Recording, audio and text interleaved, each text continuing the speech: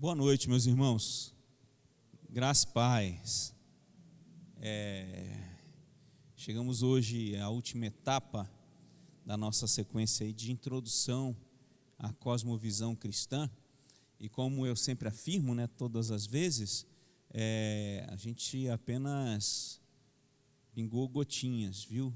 A cosmovisão cristã é um oceano muito vasto e no qual você precisa se dedicar ao estudo, revisar lá as aulas que foram dadas e se aprofundar em cada uma dessas temáticas que foram apresentadas nessa nossa jornada. E hoje a gente chega aqui na questão da cosmovisão cristã e a política, entendendo o seguinte, tá? Se você veio imaginando que eu vou polemizar, não é esse o caminho não, viu? Eu quero mostrar para vocês, é lógico que a gente vai abordar alguma coisa, mas a minha intenção maior é mostrar como que a política se dá à luz das Escrituras e os princípios que nós precisamos observar para a aplicação e para a vivência da política na nossa vida, na nossa sociedade. Então eu acredito que, a partir do que é apresentado aqui hoje, uma introdução, uma pequena introdução, você tenha condições de discernir as vertentes políticas e perceber ações dessas vertentes que não se enquadram com o Evangelho e, portanto, rejeitar essa visão. Por que eu digo isso? Porque é necessário a gente falar sobre a política, falar da política como expressão da vida em sociedade e daí observarmos a cosmovisão cristã e, por consequência, termos uma participação responsável no cenário político da nossa nação, tendo em vista que, por causa de uma não cosmovisão bíblica, ajustada, correta, à luz de fato das Escrituras e obediente a Deus, correntes políticas enganam, cooptam pessoas para os seus movimentos, e a gente acaba trabalhando no pano histórico-político muito atrelado a figuras e não a um pensamento. Então, o que eu quero aqui hoje com vocês é justamente, a partir da luz das Escrituras, que você tenha a capacidade de pensar sobre a aplicação da política na sociedade através de um viés cristão, através da cosmovisão cristã. Então eu quero agradecer mais uma vez o pastor Emerson por essa oportunidade desse tempo aqui com vocês. Como ele mesmo já disse, o material está aí gravado no canal da nossa igreja. E o que a gente precisa entender nessa nossa caminhada, meus irmãos? É que a política, ela é inerente à vida em sociedade. A política, ela é inerente à vida em sociedade. A política, ela é um espaço onde as interações humanas se convertem em tomadas de decisão que afetam coletivamente. Toda ação política, ela sempre vai afetar o coletivo. E aí essa arena, que é muito complexa, reflete e busca por interesses comuns e o estabelecimento de direitos e deveres. E para os cristãos, a política, ela não é um território isolado da fé, mas sim um campo onde os princípios bíblicos podem ser aplicados de maneira prática. Talvez a gente não tenha um entendimento correto da política no nosso meio cristão, justamente porque afundamos a política, como outros assuntos, dentro daquela dicotomia que eu tenho combatido junto de vocês aqui nas nossas aulas de cosmovisão, daquela coisa de separar o espiritual e o secular, não entender que a vida é um todo e que o nosso Deus e que os princípios divinos, eles se aplicam no todo da vida. Então, observando alguns especialistas nessa área de cosmovisão cristã, entre eles o Jonas Madureira, que você pode observar o material dele no YouTube, tem uma série de estudos que ele dá sobre política, cosmovisão e política, né, em diversos formatos, inclusive umas 10 aulas que ele dá no Spurgeon College, que vale a pena você observar. E o Jonas Madureira, ele vai falar sobre a política dando uma seguinte definição: a política é uma das esferas, né, você percebe no pensamento e na definição do Jonas Madureira uma influência de Abraham Kuyper, que eu vou falar mais à frente com vocês. E o Jonas Madureira diz assim: a política é uma das esferas que demanda a manifestação da cosmovisão cristã, influenciando profundamente a maneira como os crentes interagem e contribuem para a sociedade. Então, a cosmovisão, ela é mais do que uma simples perspectiva, ela é a compreensão holística, né, que permeia todos os aspectos da vida. E a Bíblia, como alicerçada fonte de princípios éticos e morais, é a Bíblia que deve guiar, então, as ações políticas dos cristãos. Lembra do que o Salmo 119, verso 105 nos diz? Lâmpada para os meus pés é a tua palavra e luz para o meu caminho. Então, essa luz de Deus ilumina as decisões políticas, revelando o caminho que honra a Deus e promove o bem-estar da sociedade. E assim, a participação política do cristão, ela não pode ser desassociada da sua fé. Não pode ser da seguinte forma: olha,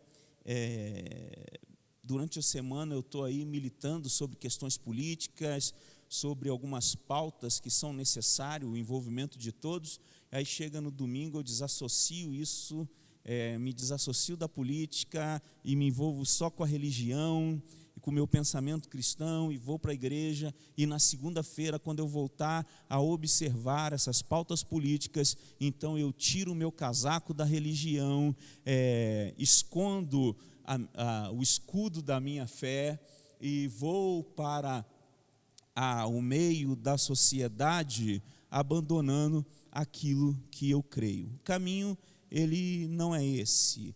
Assim como nenhuma outra área da vida, quando se fala de política, nós não podemos desassociá-la da nossa fé.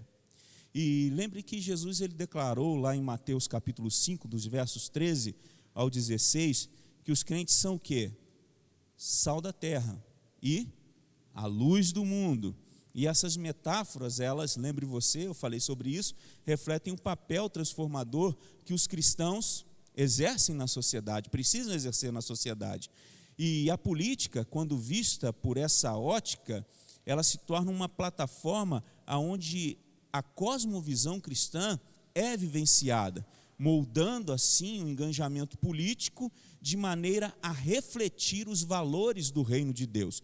Então, se nós vamos refletir os valores do reino de Deus dentro da movimentação política da nossa sociedade, provavelmente a nossa sociedade vai ter muito o que lucrar.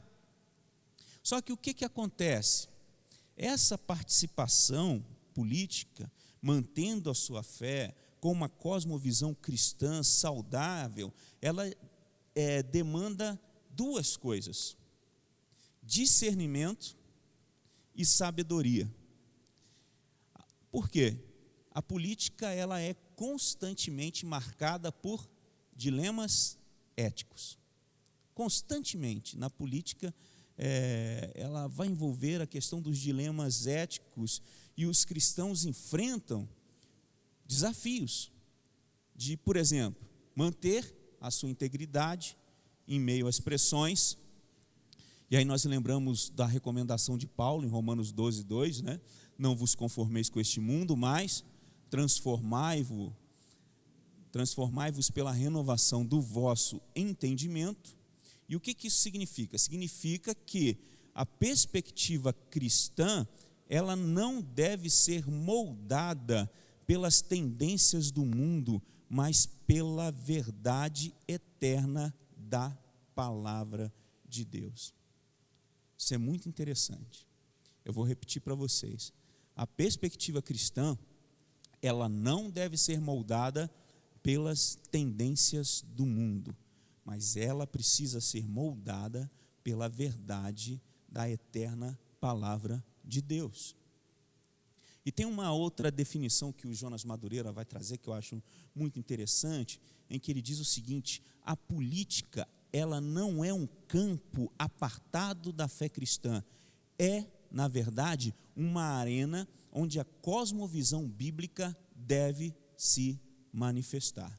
Então, precisamos enxergar a política como uma plataforma para a aplicação dos valores cristãos. A participação política, guiada por princípios bíblicos, é uma oportunidade para os cristãos influenciarem positivamente a sociedade, sendo assim, eu e você, agente de transformação. Espelhos que refletem o amor e a justiça de Deus. Por quê? Nós somos cidadãos do reino. E os cristãos, eles são chamados, lembra lá, para serem luz do mundo, sal da terra. Portanto, se o cristão está envolvido no campo político, ele precisa ser luz no campo político, irradiando esperança e verdade do Evangelho.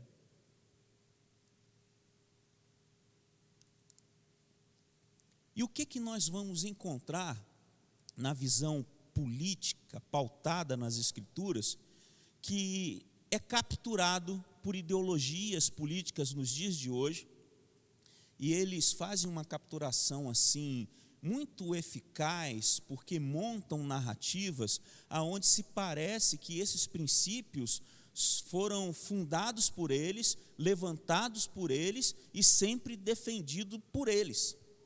E isso não é uma realidade. Por exemplo, dentro da política, a gente trabalha o campo da justiça, da equidade e compaixão. E justiça, equidade e compaixão são elementos presentes nas Escrituras Sagradas e em todas as atitudes referendadas pelo próprio Deus. E é muito interessante você observar um outro teórico importante, o Franklin Ferreira, que é alguém assim que nós precisamos consultar, ouvir, ler, quando falamos da questão de política e de Estado. Existe um livro dele chamado A Idolatria, Contra a Idolatria do Estado, que é um livro que todo cristão precisa ler, com perigo dentro de correntes políticas que visam colocar o Estado como o regulador principal da vida do ser humano, quando na realidade isso não é saudável. Então, justiça, equidade e compaixão estão presentes nas Escrituras Sagradas.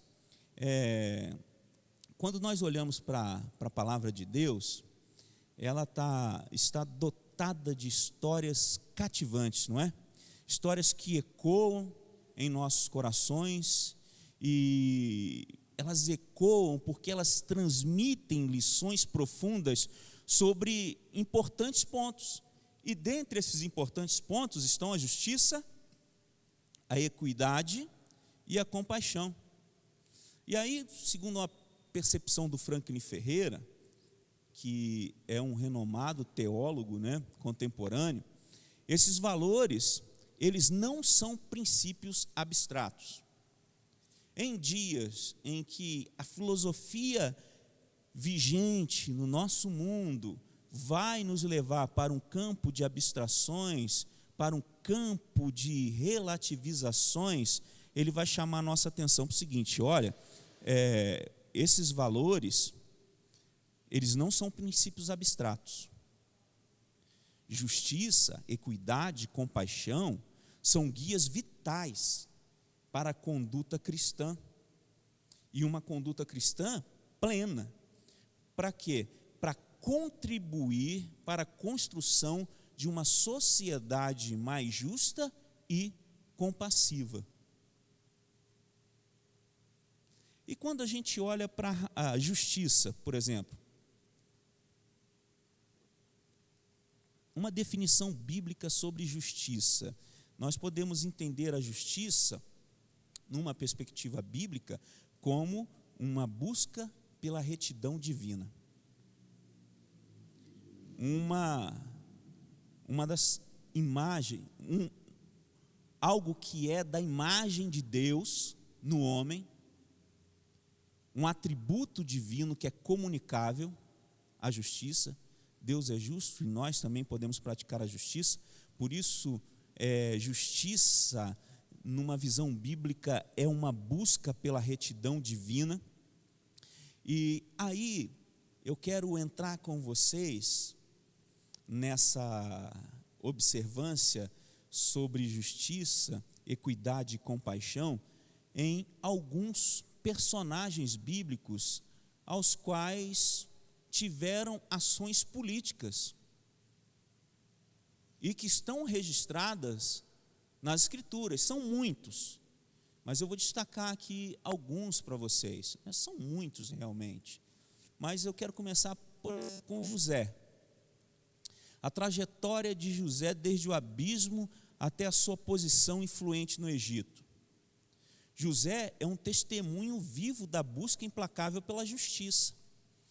E mesmo em meio às adversidades. Quando a gente olha aí para a história de José, não é apenas uma saga pessoal. Ela é o quê? O reflexo da mão divina que recompensa a justiça, a retidão, a fidelidade, a sua integridade diante de situações adversas. Quando a gente olha lá Gênesis 39, né, a sua integridade mediante as tentações, avançando um pouco mais lá nos textos de Gênesis, a sua disposição para perdoar seus irmãos, revelam o que sobre José? Busca pela retidão. Então, José, ele prefigura a redenção e a reconciliação que a justiça divina oferece a todos. E aí, qual é a atuação política de José do Egito? Eu procurei observar algumas ações de José e algumas características de José que ficam claras no texto e compará-la com a questão da definição de um outro teórico que é muito interessante observarmos também sobre política, que é o Wayne Grudem. Tá? É outra referência assim, indispensável se você quer falar sobre cosmovisão cristã política. Então eu peguei assim alguns destaques do Wayne Grudem e fiz aqui uma relação com José. A história de José, ela está presente aí no livro de Gênesis, né, do capítulo 37 ao capítulo 50, e ela apresenta um exemplo vívido de como a atuação política pode ser orientada por princípios éticos e teológicos e, portanto, seu resultado ser a glória do nome de Deus. O Grudem vai trabalhar princípios, né, do envolvimento cristão na política, como a integridade e a ética, por exemplo. E ele vai enfatizar a importância da integridade e da ética em todas as esferas da vida, incluindo a política. E quando a gente olha para José, nós vemos que ao resistir às investidas da esposa de Potifar, por exemplo, e manter a sua pureza moral, está lá em Gênesis 39, José demonstra o valor da integridade no ambiente político, no ambiente denominado secular ou até mesmo pagão daquela época. Então, o Grudem ele vai argumentar que ao agir com ética, José estava honrando os princípios morais bíblicos e promovendo a justiça no contexto em que ele estava inserido. Outra coisa que nós vamos ver em José, uma administração competente. E a importância da competência na administração especialmente quando se trata de cargos de liderança, olhando para José, enquanto ele estava lá no Egito, vemos que ele demonstrou habilidades notáveis na administração econômica e também política, como é visto lá na sua gestão durante a época de fome. Então, a atuação política responsável de José envolveu o quê?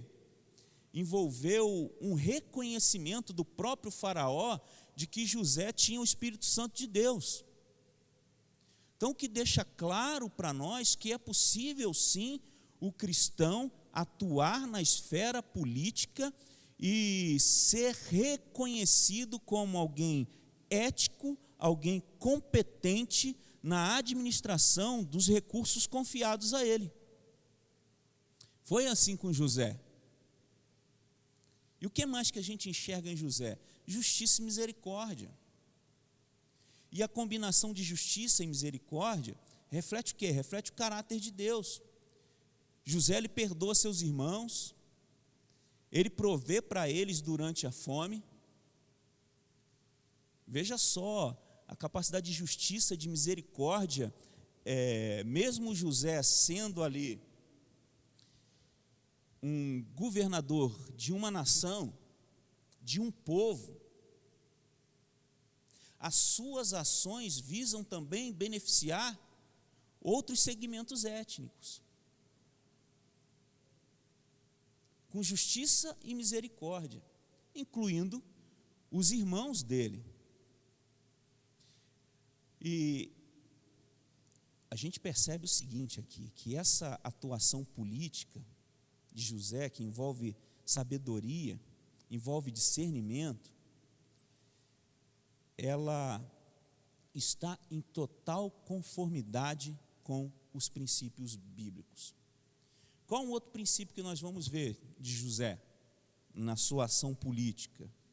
E que traz um outro tema que muitas das vezes também é cooptado por correntes que negam o cristianismo, que querem deixar o cristianismo fora da influência, da possibilidade de influenciar e direcionar a política. A busca do bem comum. Qual que deve ser a atuação de um governo político, de uma estrutura política de um governo? É buscar o bem comum, é promover a justiça. E ao criar políticas e estratégias para lidar com a fome iminente, José, ele estava agindo em prol do bem-estar geral do povo egípcio e, como eu disse, dos povos vizinhos. Isso provavelmente levaria o Gruden a enfatizar sobre o José a importância de governantes que trabalham pelo benefício de todos os cidadãos. Você percebe que esse é um princípio bíblico?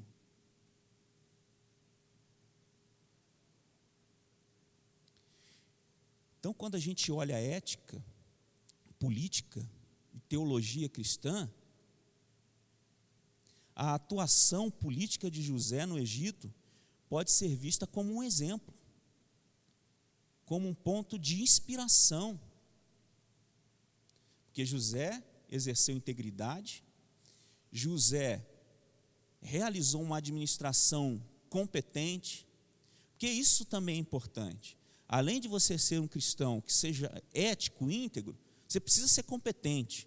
Eu lembro que na minha cidade tinha um vereador que era cristão, um homem íntegro.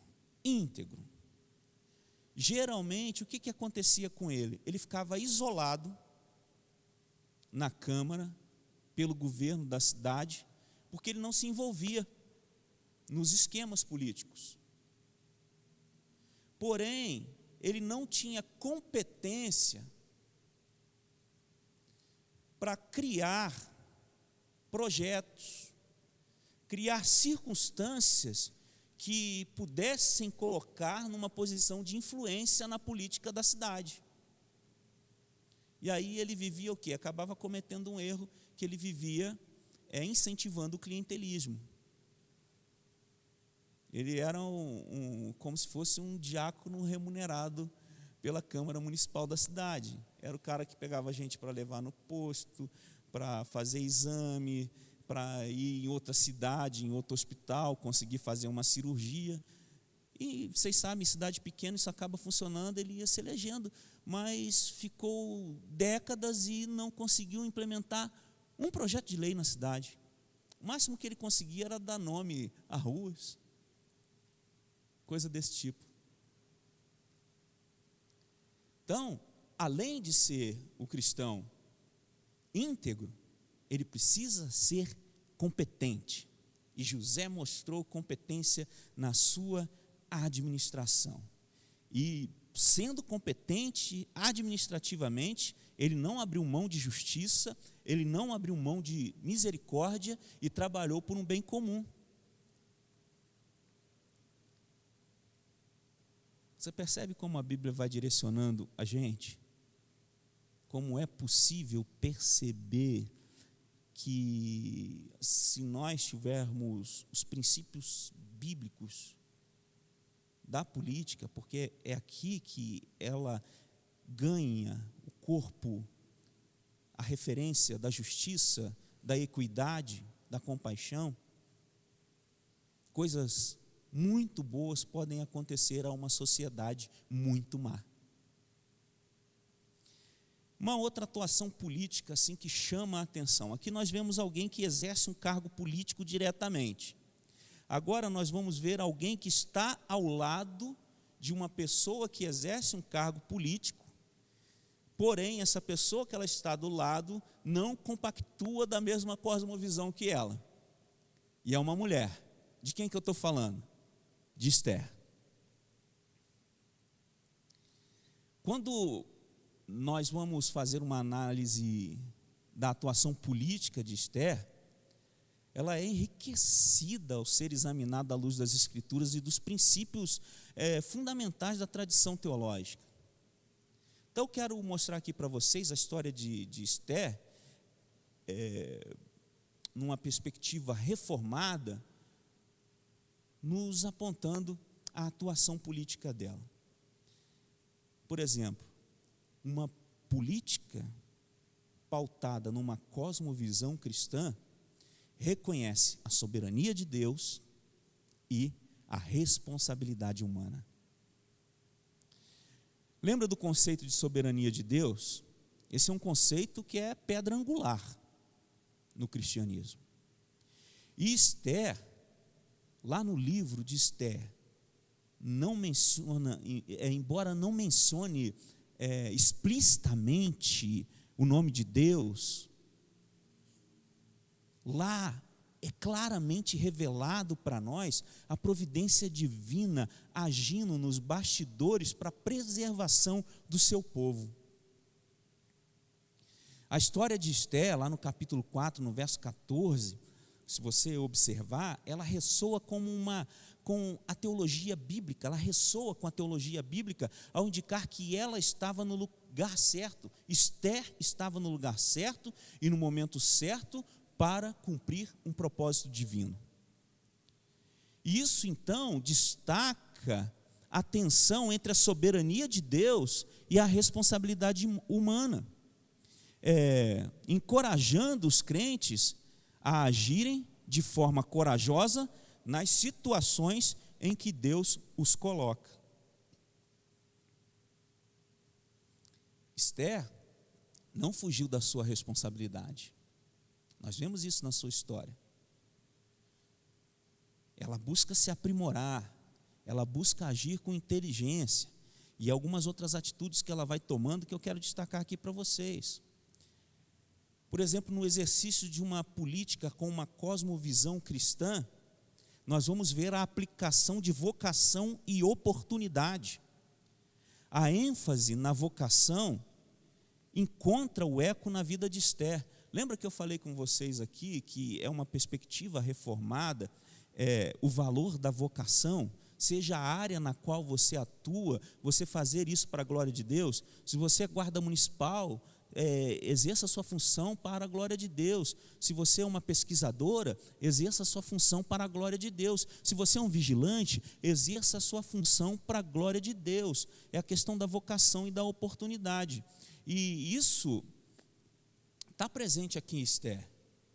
Efésios 2:10 nos ensina o quê? Que nós fomos criados em Cristo para boas obras, que Deus preparou de antemão para que andemos nelas. Muito bem.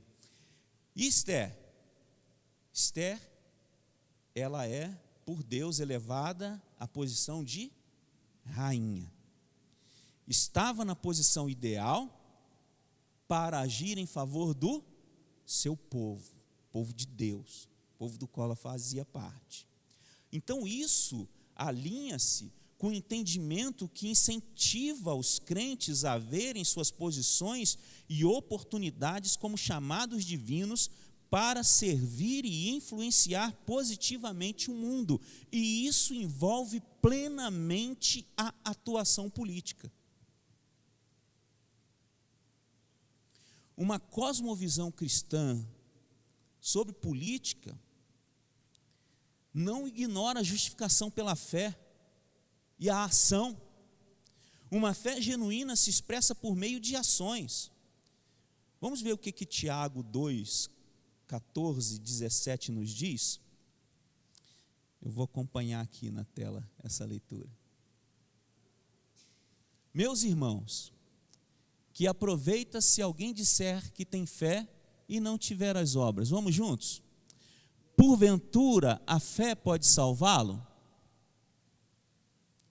E se o irmão ou a irmã estiverem nus e tiverem falta de mantimento cotidiano, e algum de vós disser, ide em paz, aquentai-vos e fartai-vos, e não lhes derdes as coisas necessárias para o corpo, que proveito virá daí?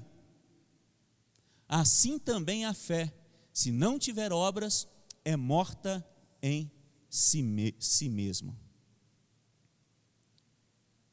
E não há contradição nenhuma aqui de Tiago com a questão da fé, salvação pela graça. Lembre-se que o que Tiago diz aqui está em plena concordância com o texto de Efésios 2:10 que nós acabamos de ler. Porque nós fomos criados em Cristo para as boas obras. Portanto, se somos de Cristo, se dizemos, vou colocar dessa forma, se afirmamos que somos de Cristo e não realizamos boas obras, tem alguma coisa errada aí. Então Tiago vai chamar a nossa atenção para isso. E a atuação de Esther em defesa dos judeus vai refletir essa dinâmica. Reflete essa dinâmica para nós. Suas ações, as ações de Esther, não eram atitudes para ganhar a salvação, de maneira nenhuma. Não eram atitudes para tentar, ganhar a salvação. Mas era o quê? Uma resposta à fé que ela possuía. Isso muda a dinâmica das estruturas, meus irmãos. E assim como a fé sem obras é morta, a ação política sem um fundamento de fé autêntica é vazia de significado. Vou repetir essa parte para vocês. Assim como a fé sem obras é morta, a ação política sem um fundamento de fé autêntica é vazia de significado.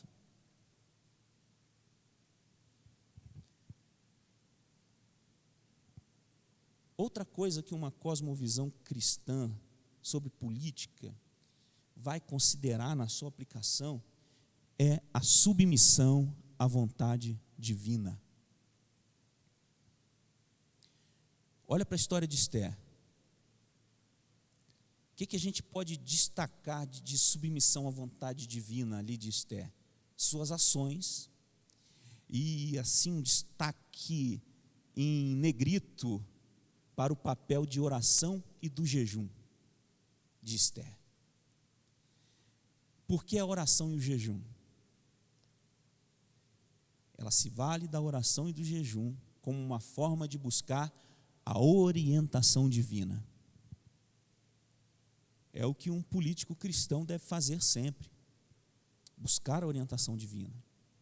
E a teologia reformada, ela ensina a importância da submissão à vontade de Deus por meio da oração e da busca da sua orientação.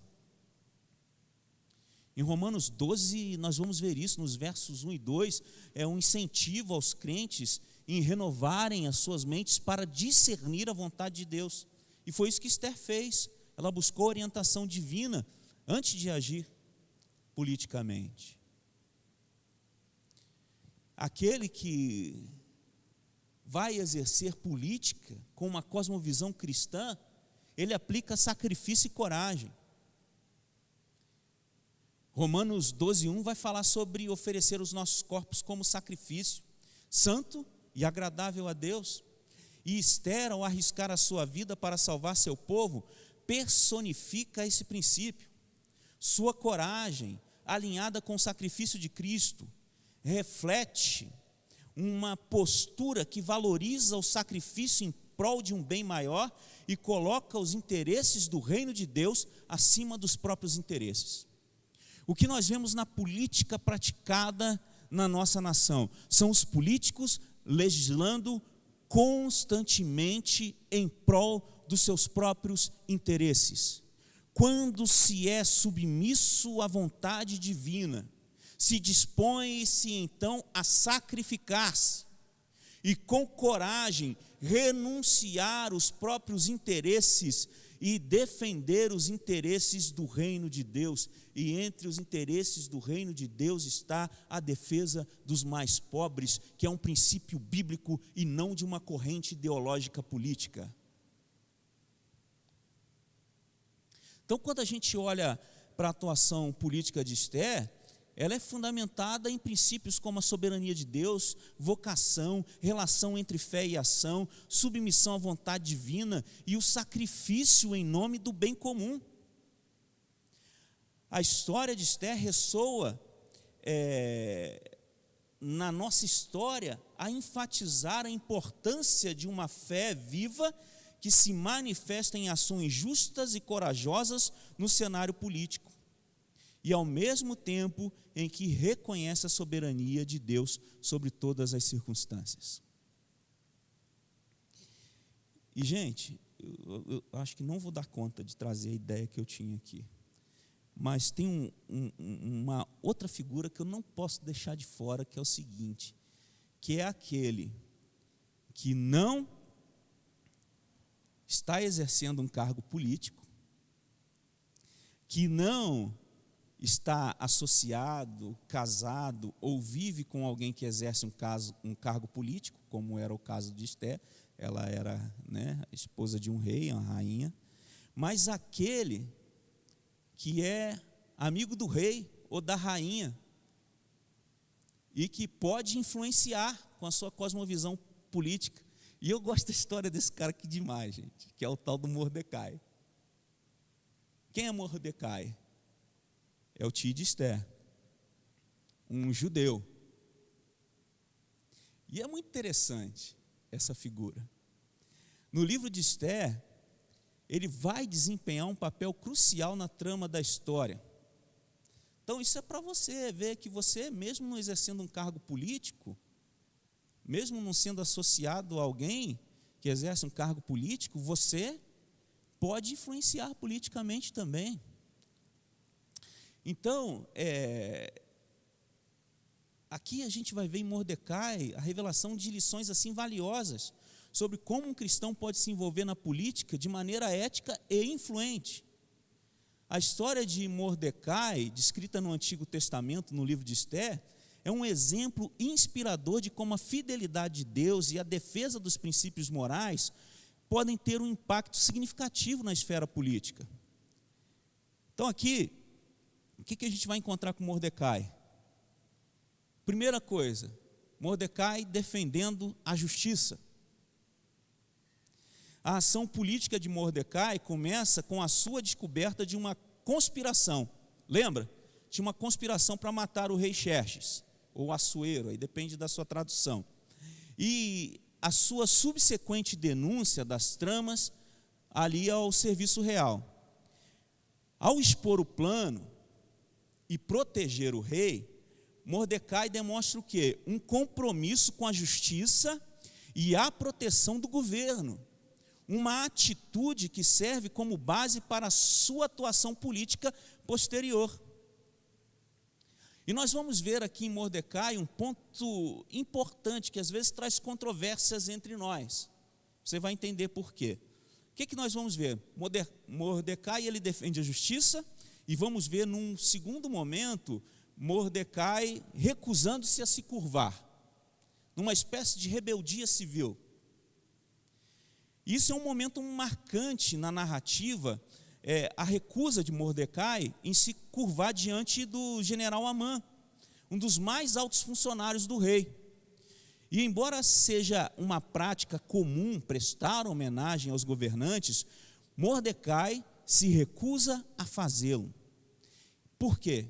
Essa ação de Mordecai reflete sua lealdade ao Deus de Israel e a sua resistência a ceder às práticas que poderiam entrar em conflito com as suas convicções religiosas, com as suas convicções cristãs, trazendo para os nossos dias. E aí entra em pauta esse assunto da desobediência civil, que é um conceito que tem raízes em diversas tradições e pensadores ao longo da história. E dentro do contexto do pensamento de João Calvino, eu vou trabalhar esse pensamento aqui. O Calvino você conhece, é um teólogo do século XVI. Ele traz algumas considerações relevantes sobre a obediência civil e a relação do cristão com as autoridades governamentais. E embora Calvino ele tenha defendido a ideia de que governantes eram instituídos por Deus e mereciam obediência, por ser bíblico isto, ele também reconheceu que existiam circunstâncias em que a desobediência civil poderia ser justificada. E ele argumentou que, se os governantes agissem contrariamente aos mandamentos de Deus e impusessem práticas que fossem contrárias à palavra de Deus, os cristãos teriam o direito e o dever de resistir de maneira não violenta.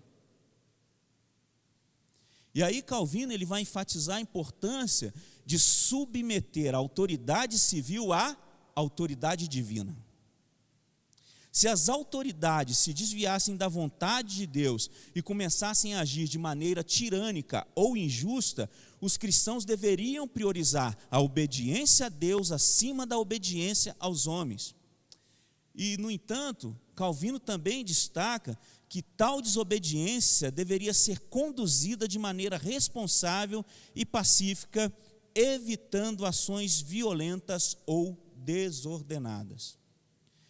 E aqui um exemplo notável de como é que Calvino ele abordou a desobediência civil está, por exemplo, relacionado ao seu papel na defesa dos huguenotes. Quem eram os huguenotes? Os protestantes franceses, que estavam sendo perseguidos pelas autoridades católicas na França. Então Calvino, juntamente com outros líderes protestantes, forneceu orientação sobre como os cristãos deveriam responder às perseguições sem se envolver em rebelião armada. E ele enfatizou a resistência passiva e a busca pela justiça, sempre mantendo a confiança em Deus.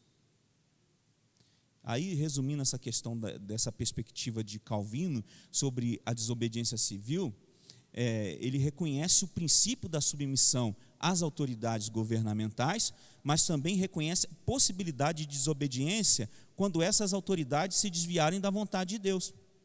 E a desobediência civil, segundo Calvino, deve ser conduzida com responsabilidade, evitando a violência e mantendo o foco na obediência de Deus. A sua abordagem enfatiza a primazia da autoridade divina sobre a autoridade civil e busca pela justiça em meio a circunstâncias desafiadoras.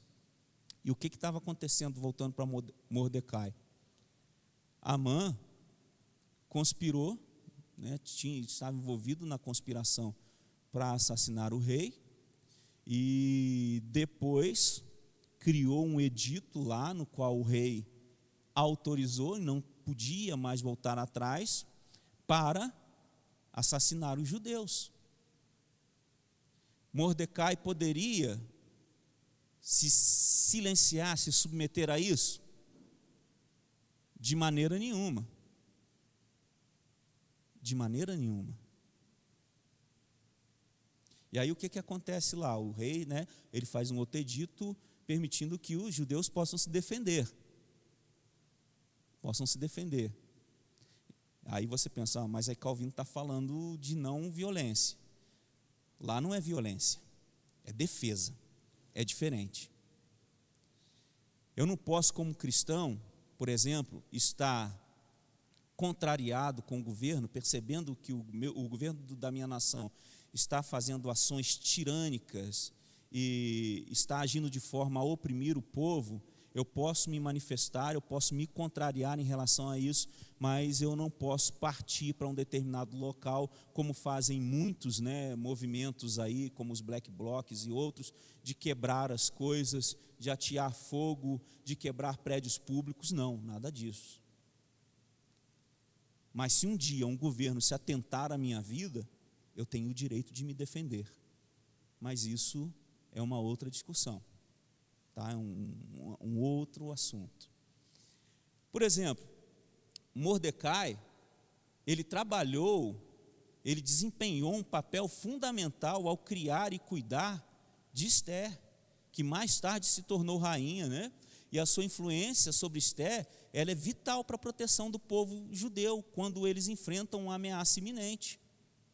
Através da orientação e sabedoria de Mordecai, Ester assume uma posição política de influência, agindo como defensora do povo judeu. Mordecai dá estratégias para que Ester possa agir. E o cristão, com uma cosmovisão cristã política, pode também agir da mesma forma a influenciar os políticos. E aí Mordecai, ele desmascara conspirações, ele se posiciona com coragem mediante a face do perigo. Eu vou avançar aqui para ver se a gente consegue terminar. E daí eu poderia também falar sobre Daniel. Vou abreviar. Daniel, nós vamos ver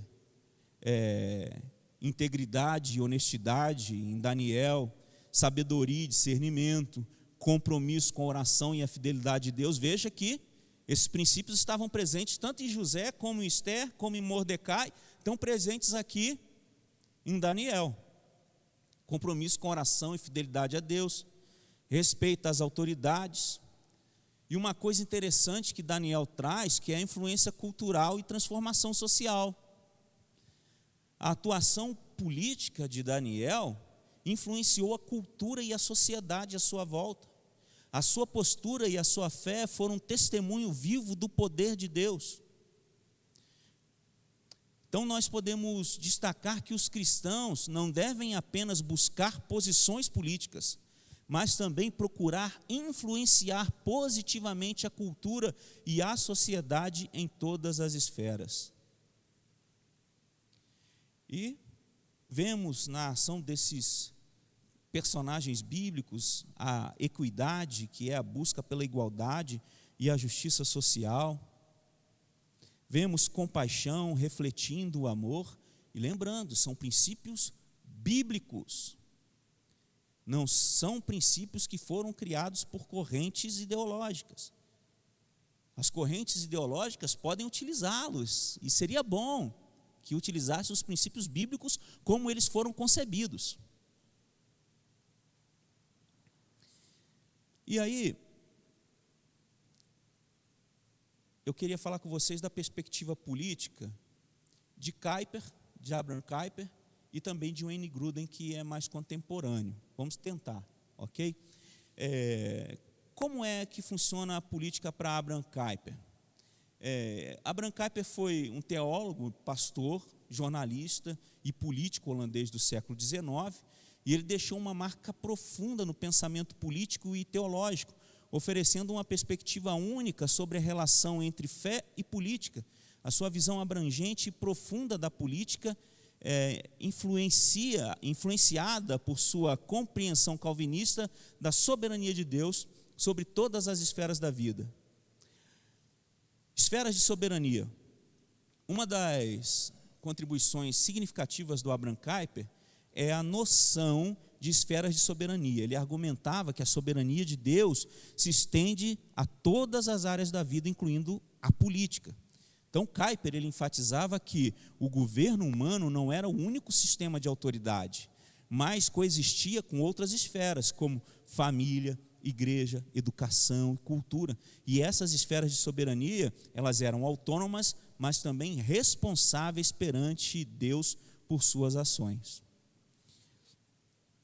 Quando a gente vai buscar um entendimento bíblico sobre isso, o Salmo 24, verso 1, nos diz que do Senhor é a terra e a sua plenitude, e o mundo e os que nele habitam. Então, todas as coisas, né? Todas as coisas são dele, por ele e para ele. O que Kuyper defendia na sua visão? Ao contrário do que muita gente pensa, olha só o que uma cosmovisão cristã política defende antes de qualquer outro segmento na sociedade político. A cosmovisão cristã política defende pluralismo e diversidade. O Kuyper acreditava que o pluralismo e a diversidade eram intrínsecos à criação de Deus. Ele viu a política como um espaço onde diferentes ideias, crenças e culturas deveriam coexistir. Sua abordagem valoriza a liberdade religiosa e a tolerância como princípio-chave. Liberdade religiosa e tolerância são princípios defendidos desde a Reforma Protestante. E Kuyper traz essa ênfase novamente ali no século XIX. Ele reconhecia que as pessoas tinham perspectivas diferentes sobre a vida, e isso deveria ser respeitado na esfera política. Aí a gente lembra do que Paulo diz lá em Gálatas 5,6, porque em Cristo Jesus nem a circuncisão nem a incircuncisão tem valor algum, mas sim a fé que opera pelo amor. Kuyper também vai falar da soberania limitada do Estado, que, contrariamente à ideia de um Estado onipresente, Kuyper defendia uma visão de soberania limitada do Estado. Ele via o governo como uma das esferas de soberania, como um papel específico, mas não abrangendo todas as áreas da vida.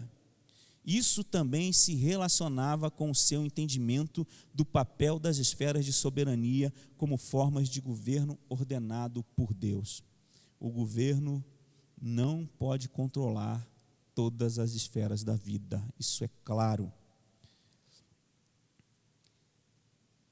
O que mais que Kuyper levanta?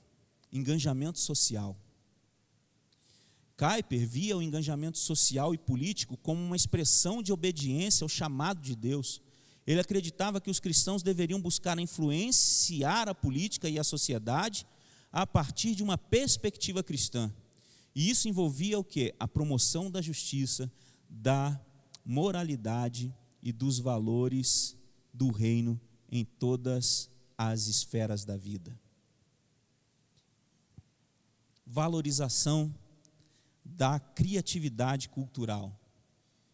Abraham Kuyper também enfatizava a valorização da criatividade cultural. E ele acreditava que as diversas esferas da vida refletiam a glória de Deus por meio da criatividade humana. Isso incluía a política como uma forma de arte e expressão da busca pelo bem comum. Então, Abraham Kuyper, ele via a política como uma oportunidade para os cristãos influenciarem a cultura de maneira positiva. Lembra do que Paulo diz lá a Timóteo? Que façam o que é bom, que se enriqueçam de boas obras, que sejam generosos e prontos a repartir. 1 Timóteo 6,18.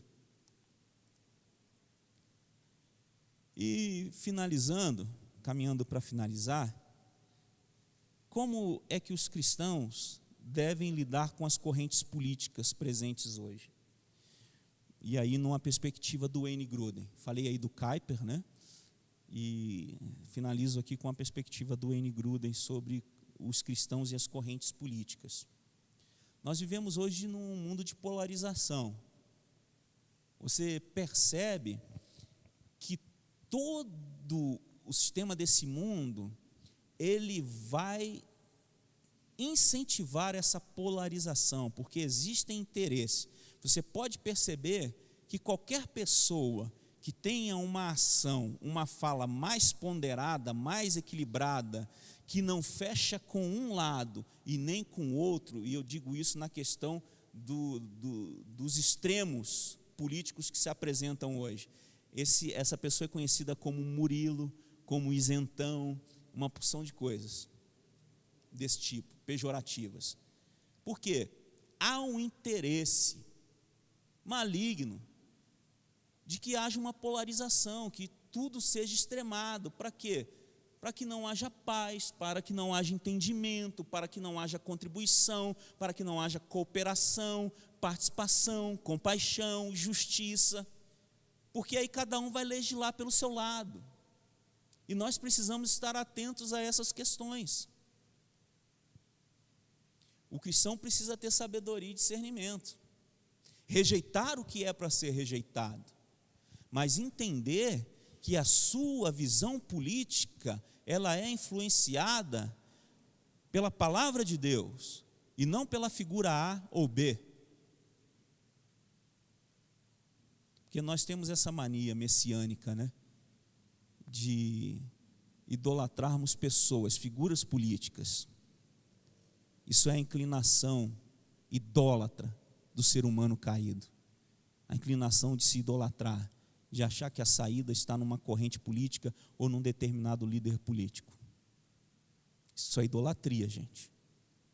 E o cristão não guarda idolatria no seu coração.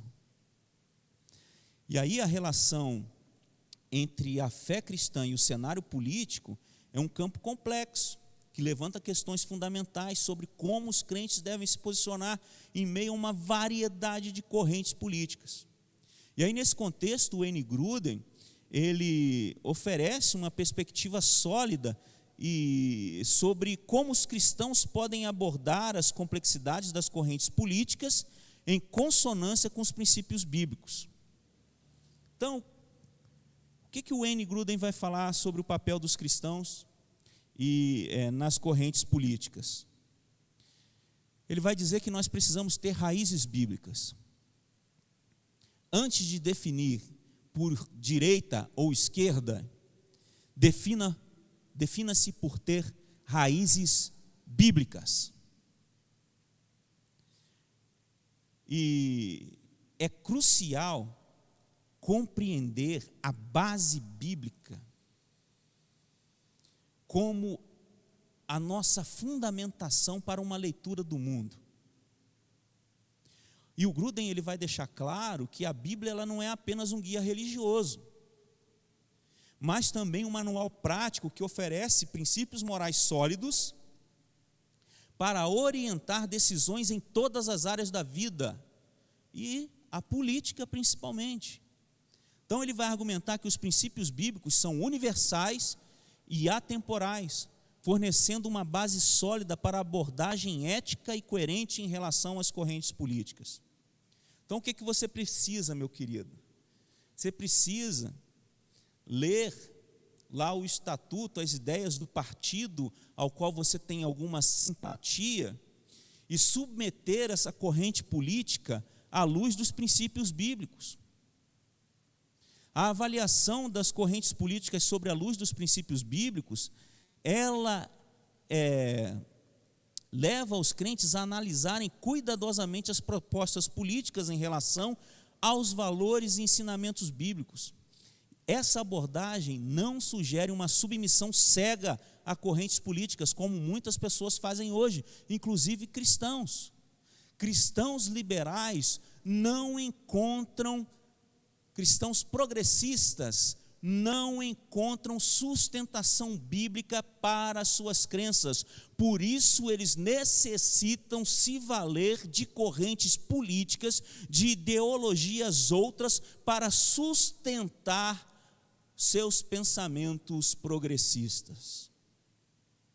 E numa cosmovisão cristã, nós vamos submeter a visão política às Escrituras e não submeter as Escrituras a uma visão política.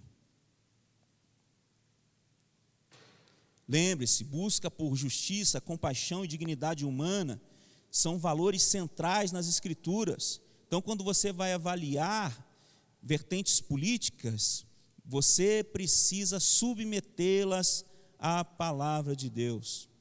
Outra coisa, jamais abra mão das questões centrais da nossa fé. Outro ponto fundamental da perspectiva de Grudem é a ênfase nas questões centrais da fé ao avaliar correntes políticas. Em um cenário político complexo, é fácil se perder em uma miríade de questões e plataformas.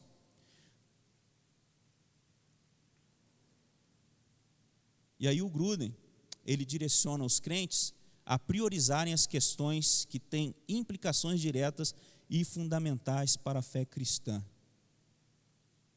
Sabe, tudo aquilo que é bom, que é agradável, que é de boa fama, nisto pensai. E tudo aquilo, eu posso dizer que tudo aquilo que é contrário a isso, rejeitai. É desse jeito. Você precisa colocar os princípios do reino de Deus acima da sua preferência política. O reino de Deus deve estar em primeiro lugar. Por isso que Jesus nos diz que devemos buscar primeiro o reino de Deus e a sua justiça.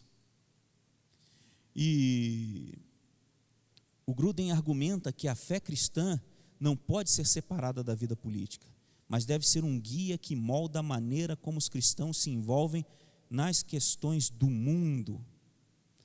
Outra coisa que precisamos ter, discernimento nas prioridades.